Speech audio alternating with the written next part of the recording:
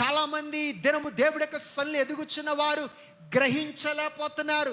దేవుడి యొక్క సన్నిధి వాళ్ళని విడిచి వెళ్ళిపోతుందని వాళ్ళు గ్రహించలేకపోతున్నారు. వాళ్ళు అనుకుంటున్నారు, నాకు జయము కలుగుతుంది, నేను అనుకుంది సాధిస్తున్నాను, నాకు విడుదల కలుగుతుంది, నాకు అన్ని సమాధానంగా ఉంది అని అనుకుంటున్నారు. కానీ ఆ విషయము కొరకు ఆలోచిస్తున్నారు. కానీ దేవుడు నాతో ఉండాలంటే, దేవుడు నాలో ఉండాలంటే, దేవుడి యొక్క ఆత్మ నాలోకి రావాలంటే, ఆయన నాలో నివసించాలంటే, ఆయనకు అనుకూలముగా, ఆయనకు ప్రీతి పరిచిన వాడుగా నేను జీవించాల అంశాన్ని మనం వదిలేస్తున్నాం.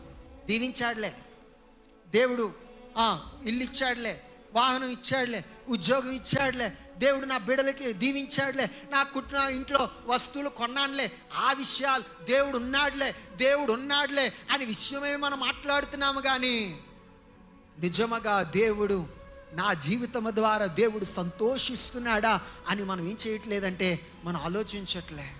దేవుడు నీకు అనుగ్రహించుచుండగా, దేవుడు నిన్ను దీవించుచుండగా దేవుడు ఎందుకు ఇస్తున్నాడంటే ఇంకను ఆయనకి హత్తుకొని జీవించడానికి, ఇంకను ముందుకు నడవడానికి, ఇంకను ఆత్మీయతలో నువ్వు ఎదగడానికి దేవుడు నీ జీవితంలో మేలులు చేస్తున్నాడు.